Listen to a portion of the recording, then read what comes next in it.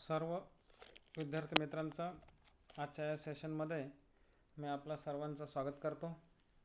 विद्यार्थी मित्रांनो, कालच्या सेशनमध्ये आपण UPSC व MPSC या परीक्षांसाठी NMMS व स्कॉलरशिप या परीक्षा कशा पद्धतीने पाया ठरतात आणि त्या दृष्टीने आपल्याला कसे प्रयत्न करायचे आहेत या संदर्भाने आपण सर्व माहिती कालच्या लेक्चरमध्ये जाणून घेतलेली आहे। आणि आज आपण त्याचाच एक पुढील भाग तो म्हणजे राष्ट्रीय आर्थिक दुर्बल घटक विद्यार्थ्यांसाठी शिष्यवृत्ती योजना परीक्षा म्हणजेच काय NMMS या परीक्षा संदर्भाने आज आपण संपूर्ण माहिती जाणून घेणार आहोत। इयत्ता 8वी या वर्गासाठी ही परीक्षा लागू असते। तर पुन्हा एकदा सांगतो, राष्ट्रीय आर्थिक दुर्बल घटक विद्यार्थ्यांसाठी शिष्यवृत्ती योजना परीक्षा म्हणजेच NMMS। ओके, तर मग चला आपण थोडक्यात शासनाचा जो हेतू आहे, जे उद्दिष्ट आहेत, परीक्षेचं स्वरूप आहे, त्यासाठी ह्या परीक्षेमध्ये असणारे जे या परीक्षे संबंधित असणारे जी माहिती आहे ती आपण आजच्या सेशनमध्ये जाणून घेणार आहोत। तर बघा, सर्वप्रथम या ठिकाणी योजनेची उद्दिष्ट दिलेली आहेत शासन व परिपत्रकामध्ये। याच्यामध्ये इयत्ता 8वीला आर्थिक दुर्बल घटकातील जे प्रज्ञावान विद्यार्थी असतात, प्रज्ञावान म्हणजे साधारणतः काय आपले हुशार विद्यार्थी जे आहेत, अशा विद्यार्थ्यांचा शोध घेऊन बुद्धिमान विद्यार्थ्यांना सर्वोत्तम शिक्षण मिळण्याच्या दृष्टीने हेतू काय शासनाचा आर्थिक सहाय्य करायचं आहे त्यांना, म्हणजेच काय स्कॉलरशिप त्यांना द्यायची असते, शिष्यवृत्ती द्यावयाची असते। किती असते? 48,000। ती कशी काय कोणत्या वर्गासाठी ते आपण पुढे बघणारच आहोत। त्याचबरोबर बघा पुढचं उद्दिष्ट काय ठेवलं आहे त्यांनी, उच्च माध्यमिक स्तरापर्यंतचे शिक्षण घेण्यास मदत करणे।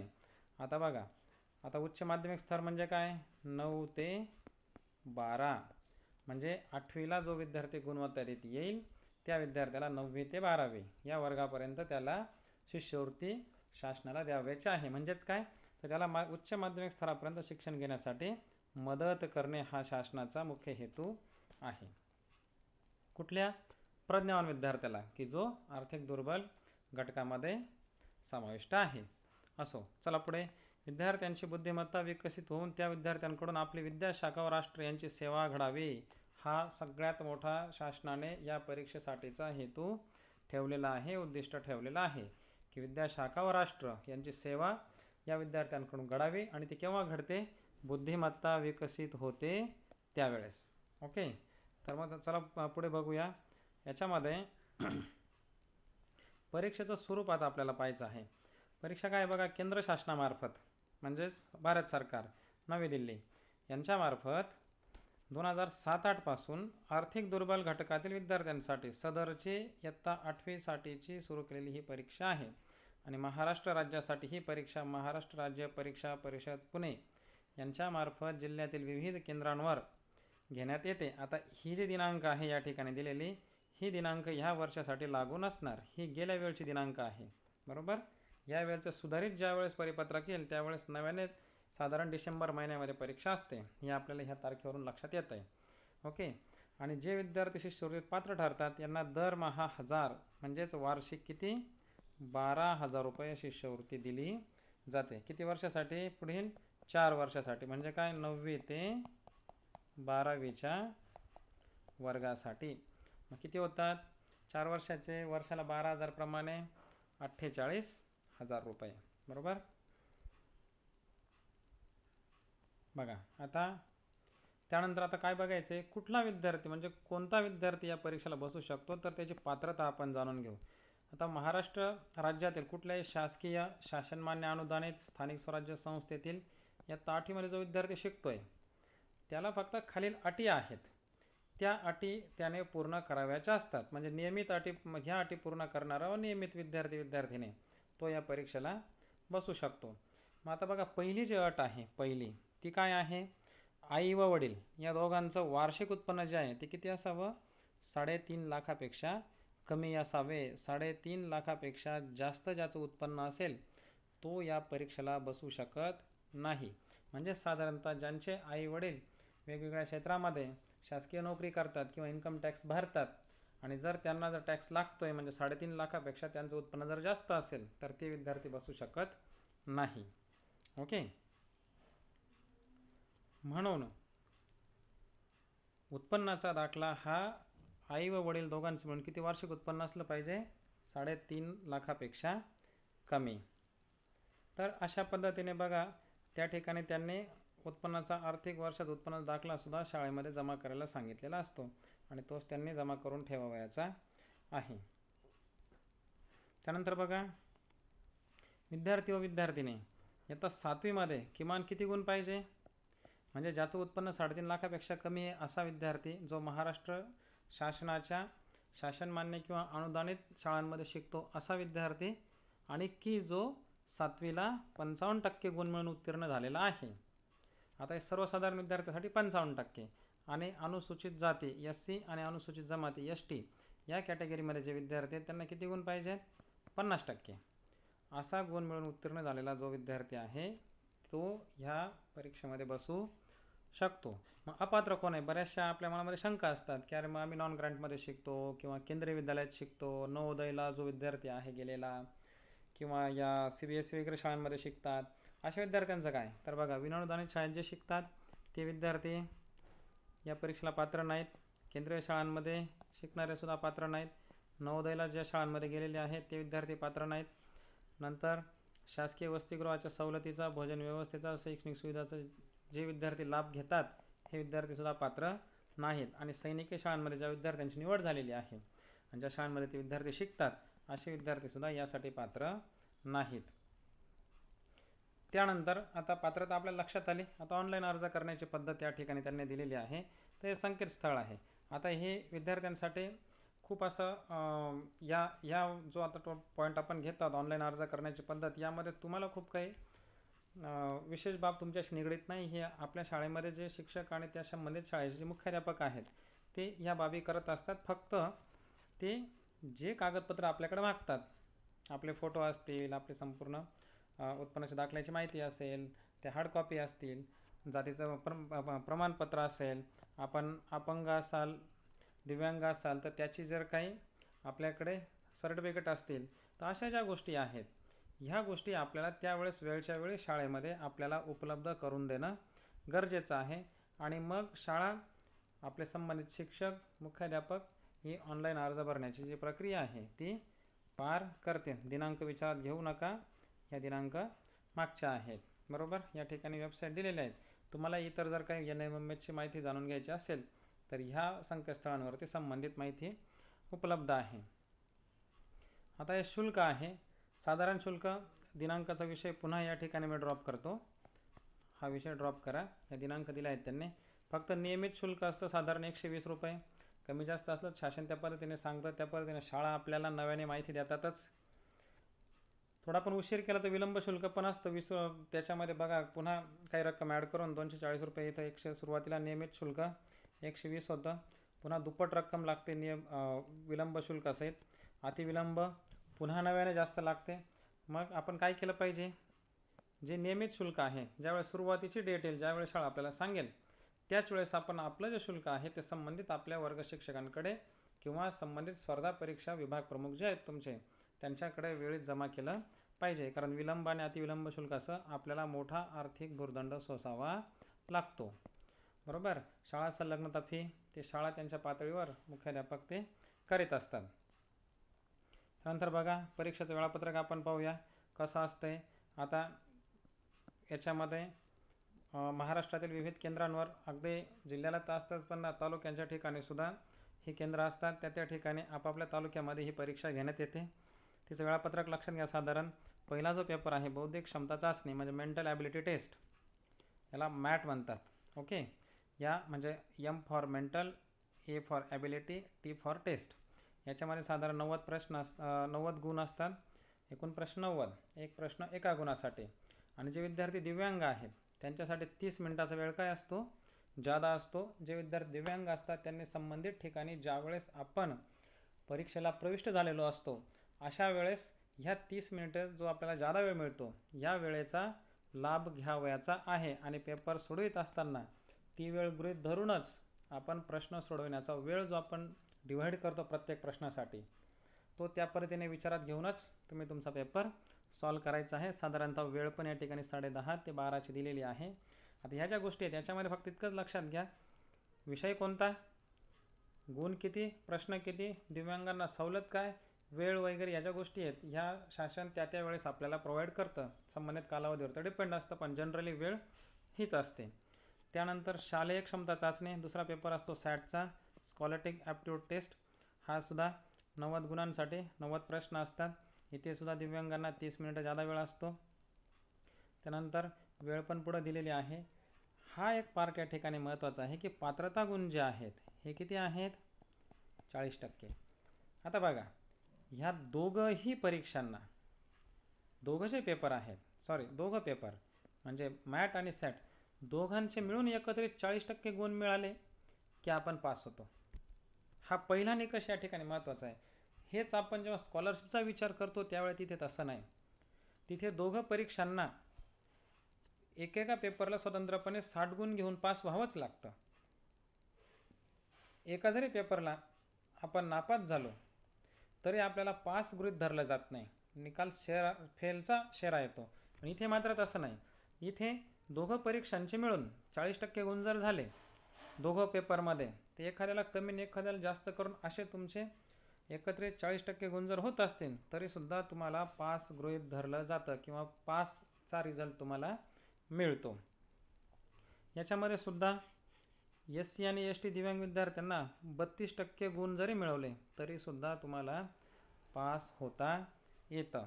म्हणजे पास व्हायला या परीक्षेला काहीच अडचण नाही. खरी स्पर्धा या ठिकाणी आहे आपल्याला मेरिटला येण्याची, बरोबर. त्यानंतर बघा आता विषय जाणून घेऊ आपण. परीक्षेसाठी विषय कोणते कोणते आहेत.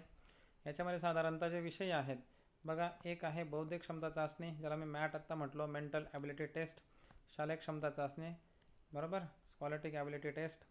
याच्यामध्ये बौद्धिक क्षमता चाचणी मानसशास्त्रीय चाचणी आहे. याच्यामध्ये कार्यकारण, भाव, विश्लेषण, संकलन या संकल्पनांवर आधारित 90 बहुपर्याय प्रश्न असतात. म्हणजेच काय, ऑब्जेक्टिव्ह लेवलचे प्रश्न त्या ठिकाणी असतात, बरोबर. त्याच्यानंतर शालेय क्षमता चाचणीला काय आहे बघा. आता ही 7वी आणि 8वी, जसं मी कालच्या लेक्चरला तुम्हाला सांगितलं की आपण 8वीचं पुस्तक घेऊन बसतो आणि NMMHची परीक्षेचा अभ्यास करतो, तर असं नाही. याच्यामध्ये 7वीचा सुद्धा विचार केलेला आहे. 7वी व 8वी दोघांचा एकत्रित अभ्यासक्रम जे आहे याच्यावर आधारित सामान्य विज्ञान किती गुणासाठी, 35. समाजशास्त्र एकूण गुण किती आहेत, 35. गणित किती गुण आहेत, 20. म्हणजे बघा हे तिघं जे विषय आहेत, सामान्य विज्ञान, समाजशास्त्र, गणित, हा जो सॅटचा जो तुमचा पेपर आहे हा 7वी आणि 8वी यांच्या अभ्यासक्रमावर तो पेपर आधारित आहे. असे 3 विषय या ठिकाणी असतात. एकत्रित तिघांचे 90 प्रश्न असतात. मग या ठिकाणी थोडंसं विचार करावा लागतो की ज्याचा डीप स्टडी असेल त्यालाच त्या प्रकरणामध्ये महत्त्वाचे की नोट्स कोणत्या आहेत त्या नोट्स काढून ज्यावेळेस तुम्ही ते वेल प्रिपेअर्ड करणार त्यावेळेस तुम्ही ह्या पेपरला स्कोअर करू शकतात. हा या ठिकाणी तुम्हाला विशेष गांभीर्याने ही बाब घ्यावी लागेल. कारण जर स्कोअर करायचा असेल, गुणवत्तारीत्या यायचा असेल तर आपल्याला कुठलाही पेपर त्यातला कुठलाही विषय दुर्लक्ष करून चालत नाही. ओके. मग त्यानंतर बघा खाली त्या ठिकाणी उपविषय सुद्धा त्यांनी दिलेले आहेत या सॅटसाठीचे. विज्ञानमध्ये जे 35 गुण आहेत त्यात भौतिकशास्त्र म्हणजे फिजिक्सला 11 गुण असतात, रसायनशास्त्राला 11 आहेत, जीवशास्त्राला 13 आहेत, समाजशास्त्रामध्ये सुद्धा इतिहासला 15, नागरिकशास्त्राला 5 आणि भूगोलला 15 आणि गणिताला स्वतंत्रपणे 20 गुण. तर अशा पद्धतीने या विषयांची सुद्धा विभागणी या ठिकाणी त्यांनी दिलेली आहे. पण आपण मात्र विचार करताना असा विचार करणे की संपूर्ण विज्ञानचं पुस्तक, समाजशास्त्राचं पुस्तक आणि मॅथ या सगळ्या 7वी आणि 8वी याचा जोडून एकत्रितपणे सारांश रूपाने जे ब्रीफ तुमच्याकडे मिळेल त्यावरच आपल्याला याचा स्कोअर करायचा असतो. आलं लक्षात. तर मग चला आता पुढे बघूया. आता परीक्षेचं माध्यम या ठिकाणी दिलेलं आहे त्यांनी. परीक्षा आता मराठी, उर्दू, हिंदी, गुजराती व तेलुगू, कन्नड या सगळ्या 7 माध्यमातून घेतली जाते. त्यानंतर सर्व विद्यार्थ्यांना मूळ माध्यमाबरोबर इंग्रजी माध्यमाची प्रश्नपत्रिका एकत्र देण्यात येते. आता हे या ठिकाणी महत्त्वाचं आहे. हे कुणाला उपयोगाचं आहे माहिती आहे तुम्हाला, जे विद्यार्थी सेमीला बसतात.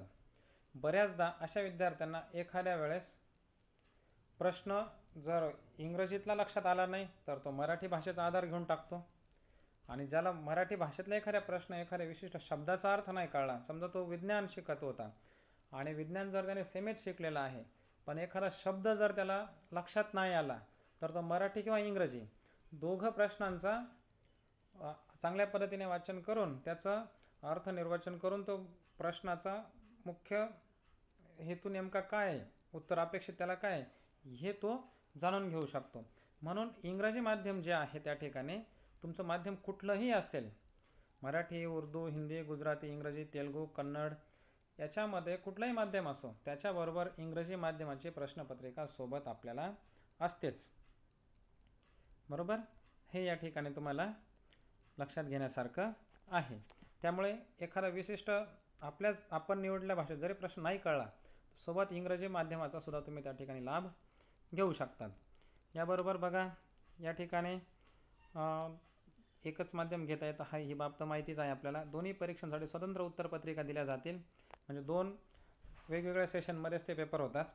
त्यानंतर प्रत्येक प्रश्न क्रमांकापुढे पर्यायासाठी 4 वर्तुळे असतात. आता हे आपल्याला माहितीच आहे, 4 वर्तुळे असतात आणि योग्य पर्यायाचे वर्तुळ निळे किंवा काळा बॉलपेन वापरून पूर्णतः रंगवून त्याचं उत्तर आपल्याला नोंदवायचे आहे. बरोबर. आणि मग याच्यामध्ये बघा पेन्सिलचा वापर केलेली अपुरी अंशतः रंगवलेली उत्तरे यांना गुण दिले जाणार नाहीत, हे लक्षात घ्या.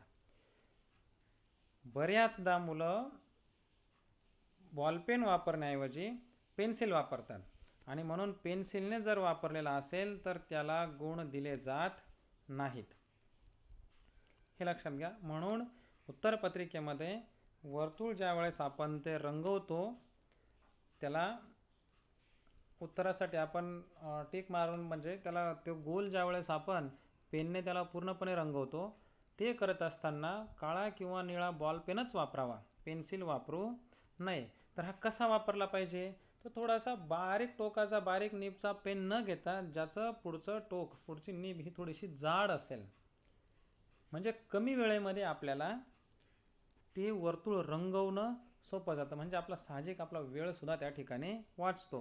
म्हणून खूप टोकदार पेन घ्यायचा नाही, हे मात्र या ठिकाणी लक्षात ठेवा. त्यानंतर बघा एकापेक्षा अधिक वर्तुळात नोंदवलेली उत्तरे जी आहेत ती चुकीच्या पद्धतीने नोंदवलेली उत्तरे व्हाईटनर किंवा खडाकोड करून जर तुम्ही पुन्हा रिपेअर करण्याचा प्रयत्न केला तर त्याला सुद्धा गुण मिळत नाही. नाहीतर मग आता उत्तर नोंदवलं गेलं मग त्याला आता व्हाईटनर लावू, दुसरीकडे करू, तर असा प्रकार अजिबात त्या ठिकाणी करायचं नाही. म्हणून उत्तर ज्या वेळेस तुम्ही मार्क करत आहात ते मार्क करतानाच नेमकं योग्य उत्तर कोणतं आणि त्याच पर्यायाच्या ज्या ठिकाणी गोल त्यांनी नमूद केलेलं जे वर्तुळ दिलेलं आहे ते बरोबर चेक करूनच प्रश्न नंबर त्या प्रश्न क्रमांकामध्ये असणाऱ्या पर्यायामध्ये ए बी सी डी पैकी कुठल्या ऑप्शनचं आपण उत्तर देत आहोत तर त्याच वर्तुळावरती तुम्हाला गोल करायचे, हे क्रॉस चेक करणे आणि मगच त्या ठिकाणी ते वर्तुळ रंगवणे. डायरेक्ट थेट निष्काळजीपणे ते वर्तुळ रंगवायचे नाहीत, नाहीतर मग आपला हक्काचा गुण फक्त वर्तुळ हे इथं एला गोल करायचं होतं सर अनावधानाने खालच्याच प्रश्नाचा ए गोल केला गेला, असं बऱ्याचदा घडतं. म्हणजे एक तर वरचा तर चुकवलाच आणि खालचाही चुकला, तर अशी वेळ यायला नको. त्यानंतर आता हॉल तिकीट्स आहेत. हे हॉल तिकीट जे असतात हे वेबसाईट यांनी या ठिकाणी दिलेले आहेत. हे ऑलरेडी शाळांच्या लॉगिनवर उपलब्ध होतात, 10 दिवसासाठी उपलब्ध होतात. आपल्या संबंधित जे विषय शिक्षक असतील, विभाग प्रमुख असतील, संबंधित शाळांचे मुख्याध्यापक असतील ते याची व्यवस्थितपणे काळजी घेतात आणि आपल्यापर्यंत ती उपलब्ध करून देतात. आपलं काम काय आहे, आपल्याला जे प्रवेशपत्र मिळालेलं असेल ते प्रवेशपत्र आपण संबंधित परीक्षा सेंटरला आपल्यासोबत ठेवणे. तर बऱ्याचशा शाळा अशी काळजी घेतात की ती थेट विद्यार्थ्याला देतच नाही. ज्या वेळेस परीक्षा सेंटरला संबंधित शिक्षक सोबत आलेले असतात तेच आपल्याला त्या ठिकाणी पेपरच्या जागेवरच आपल्याला ते प्रवेशपत्र देतात की जेणेकरून घरी राहिलं, हरवलं, रस्त्याने कुठेतरी बॅग बसमध्येच राहिली असे प्रकार होत नाही. आणि म्हणून असं घडू नये एखाद्या विद्यार्थ्याच्या बाबतीत, म्हणून संबंधित शिक्षक बऱ्याच शाळांमध्ये परीक्षा सेंटरवरच आपल्याला हॉल तिकीट देतात. मग त्यामागे त्यांचा हेतू शुद्धच असतो. पण समजा एखाद्या शाळेने जरी आपल्याला आगल्या दिवशी किंवा एक दिवस आधी जरी आपल्याकडे दिलेलं असेल तरी आपण ते प्रवेशपत्र दुसऱ्या दिवशी परीक्षा हॉलमध्ये व्यवस्थित रित्या काळजीपूर्वक सोबत घेऊन जाणं ही आपली स्वतःची सुद्धा जबाबदारी आहे. त्यानंतर बघा पुढे बघूया आपण परीक्षेचं मूल्यमापन. आता परीक्षेच्या मूल्यमापनाचा ज्यावेळेस आपण विचार करणार, बघा याच्यामध्ये ज्या उत्तरपत्रिका आहेत त्याची तपासणी संगणकामार्फत OMR पद्धतीने करण्यात येते. आणि म्हणून मग त्या आता हे सगळं कम्प्युटराइज सिस्टीम आहे. ह्या सिस्टीममध्ये आपली उत्तरपत्रिका प्रोव्हाइड केल्यानंतर ती डायरेक्ट कमीत कमी वेळामध्ये त्या परीक्षेचं मूल्यांकन करते. आणि ज्या ठिकाणी ते ब्लॅक आपण रंगवलेले असतात, गोल केलेले असतात, तेच बरोबर ते आयडेंटिफाय करतं आणि त्यानुसार आपल्या आन्सर शीटचं मूल्यांकन होत असतं. बरोबर. आणि म्हणून व्हाईटनर लावला आणि दुसरीकडे ब्लॅक केला तर त्याचे 2-2 दिसतात ते त्याला, कारण ते काही मानवी हस्तक्षेप नाही की हे व्हाईटनर आहे मग हे ब्लॅक आहे, मग व्हाईटनरचं जे आहे ते रद्द केलेलं समजावं आणि नव्याने रंगवलेलं हे बरोबर केलेलं समजावं, असा विचार मशीन करत नसतंय. मग त्याच्यामुळे असे जे गोल असतात तो प्रश्नच त्या ठिकाणी मूल्यांकित केला जात नाही किंवा त्याचा गुण आपल्याला मिळत नाही. बरोबर. त्यामुळे बघा पुढे आता उत्तरपत्रिकेचं मूल्यांकन करताना निगेटिव्ह मार्किंग जे आहे, वजा गुण जे आहे, ह्या पद्धतीचा अवलंब केला जात नाही. काही परीक्षांमध्ये असा जेव्हा तुम्ही पुढच्या भविष्यकालीन परीक्षा देणार त्यावेळेस असं निगेटिव्ह मार्किंग सिस्टीम असते, परंतु ह्या परीक्षेत निगेटिव्ह मार्किंग सिस्टीम नाही. बरं, मग याचा काय परिणाम होतो? याचा परिणाम असा आहे की समजा जर काही प्रश्नांचं उत्तर आपल्याला जर येत नसेल तर ते सोडून यायचं नाही. प्रश्नाचा विचार करून त्या खाली दिलेल्या पर्यायांचा थोडासा त्या संदर्भाने उत्तराच्या अनुषंगाने विचार करून कुठलं उत्तर हे बरोबर असू शकतं असं फक्त लॉजिक लावून कुठलं तरी एक गोल रंगवून यायचाच. कारण समजा इन केस तो चुकला तरी आपल्या प्राप्त गुणांमधून त्या संबंधित प्रश्नाचे गुण वजा केले जाणार नाही. कारण निगेटिव्ह मार्किंगला 0.25, 0.30 असं काहीतरी शासनाने सिस्टम ठरवलेली असते. मग ती मात्र या ठिकाणी नाही. म्हणून जरी चुकला तर असा 0च गुण होता आणि इन केस आपण लावलेलं लॉजिक जर बरोबर आलंच तर तो गुण आपल्याला त्या ठिकाणी मिळतो. म्हणून सगळे प्रश्न सोडवणे, पहिल्या आणि दुसऱ्या दोघं पेपरचे 90 जे तुमचे पूर्ण 180 प्रश्न जे होतील ते काय करायचे, सगळे प्रश्न सॉल्व करायचे. निगेटिव्ह मार्किंग नसल्याने घाबरण्याचं काही कारण नाही. त्यानंतर बघा अनुसूचित जाती, अनुसूचित जमाती, विमुक्त भटक्या जमाती, इतर मागासवर्ग आणि विशेष मागासवर्गीय दिव्यांग विद्यार्थी यांचं जे आरक्षण आहे यानुसार जो शासनाने केंद्र सरकारने जो कोटा ठरवलेला आहे त्या कोट्यानुसार जिल्हानिहाय आणि संवर्गनिहाय विद्यार्थ्यांची निवड करण्यात येईल. जिल्हानिहाय आणि संवर्गनिहाय निवड असल्यामुळे प्रत्येक जिल्ह्याचं जे मेरिट आहे ते सुद्धा काय असतं, डिफरंट असतं, एकसारखं राहत नाही. बरोबर. त्यामुळे आपली स्पर्धा ही आपल्या जिल्ह्यातल्याच विद्यार्थ्यांसोबत असते, हे या ठिकाणी लक्षात घ्या. त्यानंतर बघा आरक्षण व शिष्यवृत्तीची संख्या. आता NMMS जी शिष्यवृत्तीची संख्या आहे ही अखिल भारतीय पातळीवर 1 लाख इतकी आहे. म्हणजे 1 लाख विद्यार्थ्यांना शासन शिष्यवृत्ती देश पातळीवर देत असतं. त्याच्यामध्ये महाराष्ट्राला कोटा किती आहे बरं, 11,682. 11,682 इतक्या विद्यार्थ्यांना महाराष्ट्रामध्ये NMMS या परीक्षेची शिष्यवृत्ती मिळत असते. पण त्या कोट्यानुसार आहे, प्रत्येकाच्या कॅटेगरीनुसार विचार करून जिल्हानिहाय आणि प्रत्येक जिल्ह्यातील विद्यार्थ्यांना यामध्ये स्पर्धेत यश मिळवण्याची संधी मिळावी म्हणून गुणवत्तेच्या आधारे जिल्हानिहाय आणि संवर्गनिहाय विद्यार्थ्यांची शिष्यवृत्तीसाठी निवड केली जाते. दिव्यांग अपंगांसाठी सुद्धा प्रत्येक संवर्गात राज्याच्या दिव्यांग आरक्षणानुसार आरक्षण असते. तर बघा जिल्हासाठीचा कोटा आणि विद्यार्थ्यांची जात याप्रमाणे विद्यार्थ्यांना शिष्यवृत्ती प्रदान करण्यात येत असते. त्यानंतर बघा निकाल घोषित करणे. याच्यामध्ये फेब्रुवारी महिन्यामध्ये साधारण निकाल असतो. आता हे मागच्या वर्षाचा आहे दिलेला त्यांनी, तो एक अंदाज असतो की फेब्रुवारी 24 मध्ये वगैरे असं त्यांनी दिलेलं होतं मागच्या वर्षी. आता ह्या वर्षीचा निकाल पण आपण गृहीत धरू की फेब्रुवारी किंवा मार्चच्या सुरुवातीला निकाल तुमच्या ह्या वर्षीच्या NMMS परीक्षेचा सुद्धा शेड्यूल त्या ठिकाणी येईल. आणि त्याचे जे निकाल आणि निवड यादी जी असते ही परिषदेच्या वेबसाईटलाच किंवा संकेतस्थळावरच उपलब्ध केली जाते. जिल्ह्यांनी, शाळांनी, विद्यार्थ्यांनी सदरचा निकाल परिषदेच्या संकेतस्थळावरूनच काढून घेणे आवश्यक आहे. आता सगळ्यात महत्त्वाची बाब शिष्यवृत्ती. आता हे आपण जाणून घेऊ, शिष्यवृत्तीचा दर काय आहे. जो विद्यार्थी शिष्यवृत्तीत पात्र ठरेल त्या प्रत्येक विद्यार्थ्याला 9वी ते 12वी पर्यंत, जसं मी तुम्हाला म्हटलं उच्च माध्यमिक वर्ग 9वी ते 12वी या वर्गापर्यंत दरमहा 1000 म्हणजे वार्षिक 12,000. मग आता वर्ष झाले 4, रक्कम झाली 12,000. किती झाले? 12 चौक 48,000.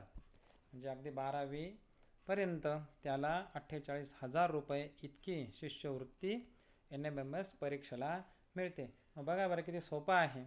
थोडासा अभ्यास केला आणि थोडंसं आपण जर मेहनत घेतली, गुणवत्तेत आलो की इथून पुढचे 9वी, 10वी, 11वी, 12वी 4 वर्गांसाठी आपल्याला 48,000 रुपये आपल्याला पुढचं शिक्षण घेण्यासाठी उपयोगात येतील. पण या पण सुद्धा काही कंडिशन्स आहेत. ही शिष्यवृत्ती आपल्याला सुरू ठेवायची असेल पुढे, जर आपण मेरिटला आलो त्यानंतर मग तुम्हाला 9वी आणि 11वीला पहिल्याच प्रयत्नात उत्तीर्ण होणे आवश्यक आहे. कुठल्याही वर्गामध्ये आपल्याला नापास होणं पुढे चालणार नाही.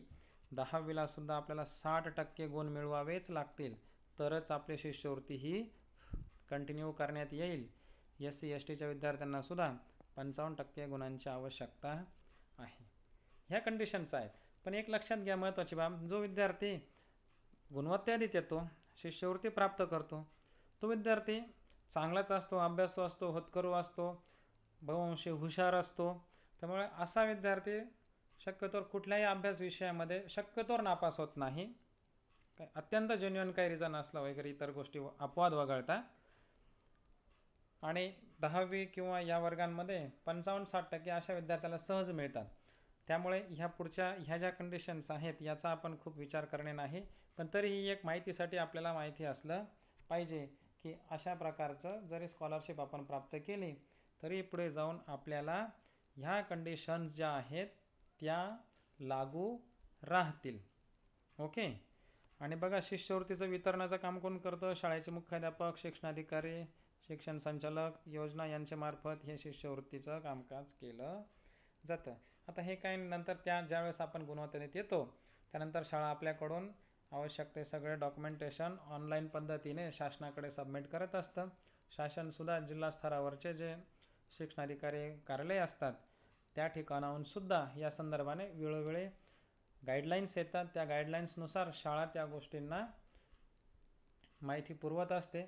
बऱ्याचदा यामध्ये एक अडचण येते, विद्यार्थ्याच्या आधार कार्डमध्ये जर आपण बदल केलेला असेल, म्हणजे आता परीक्षेला बसताना जे आधार कार्ड तुम्हाला द्यायचं आहे, बरोबर, उद्या तुम्ही गुणवत्तेत आलात आणि मग कालांतराने तुम्ही आधार कार्ड जर चेंज केलं किंवा आधार कार्ड आता तुमचं चुकलेलं होतं आता हे देऊन टाकलं आणि रिपेअर नंतर केलं तरीसुद्धा तुम्हाला शिष्यवृत्ती मिळताना खूपदा विलंब होतो. मग त्या तांत्रिक अडचणी येतात. आधार कार्ड ती ऑनलाईन पोर्टल असल्यामुळे ते आधार कार्ड मिसमॅच होतं आणि मग आपल्याला शिष्यवृत्ती मिळत नाही. मग आपल्याला शिक्षणाधिकारी कार्यालय आणि आपली शाळा इथे वारंवार चक्रास मारत राहाव्या लागतात. मग असं होऊ नये म्हणून समजा जर तुमच्या आधार कार्डमध्ये तुमच्या नावामध्ये, जन्मदिनांकामध्ये, पत्त्यामध्ये किंवा इतर काही बाबी जर चुका असतील तर आता या परीक्षेचा फॉर्म भरण्यापूर्वीच आधार कार्ड दुरुस्त करून घ्या. म्हणजे वरच्या वर्गातून, कारण बऱ्याचदा दुरुस्तीची वेळ केव्हा येते, 10वीचा फॉर्म ज्यावेळेस आपण भरतो त्यावेळेस बऱ्याच मुलांना आधार कार्ड दुरुस्त करण्याची वेळ येते आणि मग अशा वेळेस पुढचं त्यांच्या वरच्या जे 11वी 12वीला ज्यावेळेस शिष्यवृत्ती तो NMMSची त्याला लक्षात येते की अरे माझ्या खात्यावर शिष्यवृत्ती का येत नाही, तर त्याचं जुनं जे आधार कार्डचे डिटेल्स आहेत त्यामध्ये आणि त्याने अपडेट केल्यामुळे ऑनलाईन सिस्टममध्ये ते मिसमॅच होतं आणि मग पुन्हा सगळी ती पुण्यापर्यंतची प्रक्रिया आपल्याला करावी लागते आपलं व्हाया जिल्हा कार्यालयामार्फत. म्हणून ही वेळ येऊ नये म्हणून तुमचं आधार कार्ड जर काही प्रॉब्लेम असतील तर ते तत्पूर्वीच दुरुस्त करून घ्या. ओके. तर हे एक या ठिकाणी मला तुम्हाला आवश्यक बाब सांगण्यासारखी वाटली. तर असो, इथे एक अनधिकृततेबाबतचा इशारा दिलेला आहे. अनुराधा ओक मॅडम आहेत, आयुक्त, महाराष्ट्र राज्य परीक्षा परिषद पुणे, त्यांच्या स्वाक्षरीचं हे पत्र होतं. तर त्यांनी शिक्षण मंत्रालय, भारत सरकार, नवी दिल्ली, महाराष्ट्र राज्य परीक्षा परिषद पुणे यांच्याशिवाय अन्य कोणत्याही संस्थेत या प्रकारची परीक्षा किंवा पूर्वपरीक्षा घेणे, प्रमाणपत्र देणे, शिष्यवृत्ती देणे याकरिता महाराष्ट्रात प्राधिकृत करण्यात आलेले नाही. अशा संस्थांबाबतची कोणतीही जबाबदारी शिक्षण मंत्रालय, नवी दिल्ली, महाराष्ट्र राज्य परीक्षा परिषद पुणे यांच्यावर राहणार नाही. हे त्यांनी एक नोट देऊन टाकलेली आहे की फक्त आम्हीच घेऊ, इतरत्र कुठलीही संस्था आमच्या नावाने परीक्षा घेणार नाही. तर हे या ठिकाणी लक्षात घ्या. ओके, तर असं हे NMMS परीक्षा आणि ह्या परीक्षेचं संपूर्ण माहिती आजच्या या सेशनमध्ये मी तुम्हाला सांगितलेली आहे. आणि म्हणून जास्तीत जास्त विद्यार्थी, जे विद्यार्थी या परीक्षेला बसण्यास पात्र असतील त्या जास्तीत जास्त विद्यार्थ्यांनी या परीक्षेला बसावे, चांगल्या दर्जाचा अभ्यास करावा आणि गुणवत्ता यादीत येऊन ह्या शिष्यवृत्तीचा लाभ तुम्ही तुमच्या पुढील शिक्षणासाठी घ्यावा, असे मी तुम्हाला या माध्यमातून एक निवेदन करतो. ओके, तर मग आता जे पुढचं आपलं सेशन असणार आहे त्यामध्ये आपण स्कॉलरशिप परीक्षेसंदर्भाने आजच्यासारखी जसे आपण NMMS परीक्षेची पूर्ण माहिती जाणून घेतली तसं आपण स्कॉलरशिप परीक्षेची संपूर्ण माहिती आपण जाणून घेणार आहोत. ओके, धन्यवाद, थँक्यू.